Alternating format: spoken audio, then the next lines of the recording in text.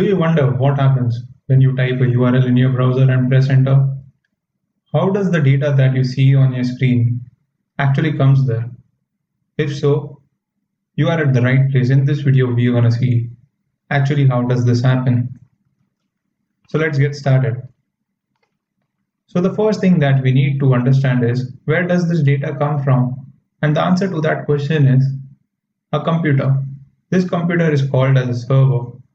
Server is something that serves you. It can be hardware, software, videos, images, many things. To understand this better, consider this. If you want to visit youtube.com, what would you do? You would basically enter www.youtube.com in your browser and press enter. Your computer sends a request to the YouTube server saying, "Hey, I want to visit youtube.com. Can you get me that?" The server then processes the request and sends a response. "Yep, I can get you youtube.com. Here you go." Okay, now we know where the data is stored, but we still do not know how does this data actually come to your screen. For this, we need to understand how does internet work. So basically, every computer that has an internet connection is connected to every other computer that also has an internet connection. And that's how we have our World Wide Web, wherein a person in one part of the world can connect to any other person that is thousands of kilometers away in another part of the world. So what if I want to communicate to YouTube server? I need to make a request to that server. But the trick here is that to make a request, we need to know the IP address of the server. So you may ask, what is an IP address? So to understand what IP address is, consider this analogy. As your home address uniquely identifies your house from every other house in the world, similarly, an IP address uniquely identifies a server, or you can say a computer, from every other computer in the internet. So why do we need an IP address? So the short answer to that is the internet is built upon IP addresses. How would the internet know where to send data if it cannot uniquely identify a server, and hence IP addresses are required? So we need to know the IP address as internet works on it, but we only know that we want to visit youtube.com, and we do not have any information about the IP address of the YouTube server. So what do we do now? Here comes the concept of domain name server, or DNS. So what basically happens is when you enter the URL in your browser and press enter, your operating system asks the DNS server, "Hey DNS, can I get the IP address for youtube.com?" The DNS server has a table with mapping of DNS name and the corresponding IP addresses, which looks like this.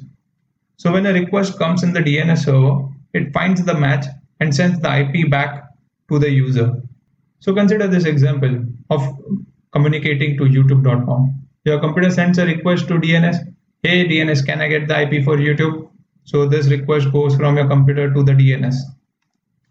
Then the DNS starts looking into its table. This is google.com. This is google.com. We do not need to Google. We need YouTube. So it moves on to the next one. It gets youtube.com and the IP associated with it. So it sends this IP back to the user. Okay, so now we have the IP address. So we can request the server, isn't it? So in a simplified way, yes, this is what happens. Your local computer makes a request to the YouTube server with the IP address and saying, "Hey server, I want to visit youtube.com." But in real world, what happens is something like this, which is much more big and much more complicated. So the request has to flow through the internet to the server, and there are many things in between via which the request has to go through, and these are called routers. So you can consider this as an example of a router. The router, like DNS, has a mapping table called as a route table, which contains an IP pattern and a route where to send the request to if the pattern is matched with it. So for our example of youtube.com, we have 192.1.2.3 as the IP for youtube.com. So the router will start trying to match this IP with the pattern it has, and from this it will see that this second pattern is what has matched with the IP that we have, and the route associated with is 2. So from this router there will be many routes coming out, and from those route it will select the second route. So you can consider this. So from the router, consider this as the first route and consider this as the second route.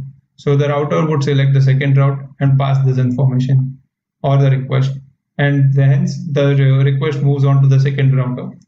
And the second router also does the same thing, wherein it tries to find a pattern match and send the request to the route associated with it.